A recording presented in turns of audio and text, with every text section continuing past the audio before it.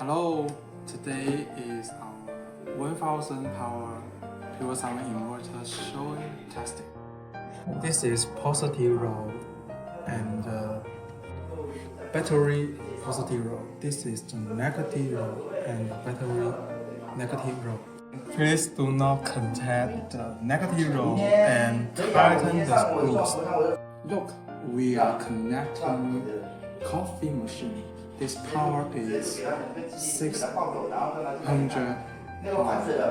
max.